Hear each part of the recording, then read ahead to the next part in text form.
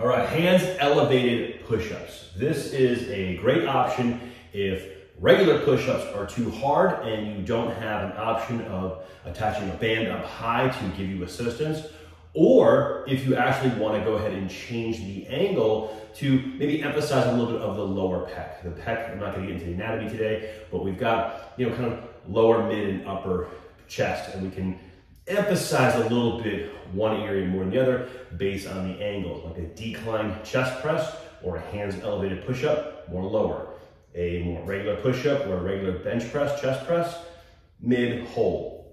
Incline press or the elevated push-up, more upper, right? Just a little bit of emphasis, not that you're just isolating that area.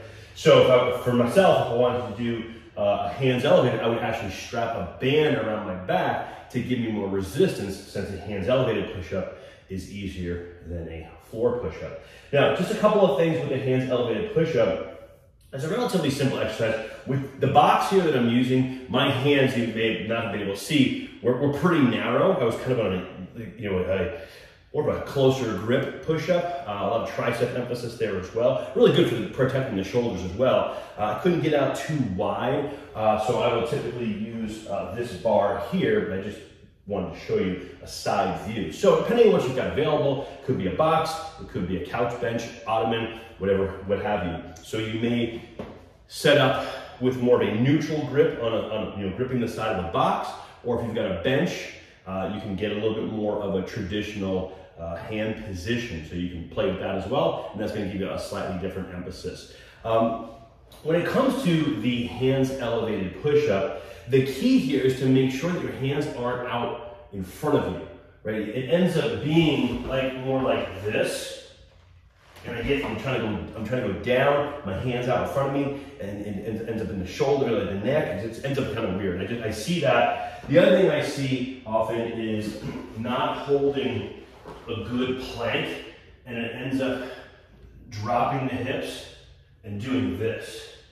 Okay, I'm gonna kind of keep that out of the low back. So really got to think about this. Just like any push-up, it's a moving plank, and I think that becomes even more important in this position compared to a regular push-up. The other thing is, when we're working this position, if you think about it, if I was in a decline, head down, knees up, decline angle of a chest press, the angle of push is much more that way, right? So I'm kind of getting underneath it. It puts me in a stronger position. So I want to basically get set up right over the top so that I'm kind of getting that same emphasis with that hands elevated push-up. Relatively simple, this one. I don't think you'll struggle with it, but I just want to point a couple things out. We tend to see a lot more mistakes with the feet elevated push-up, which I'll do in another video.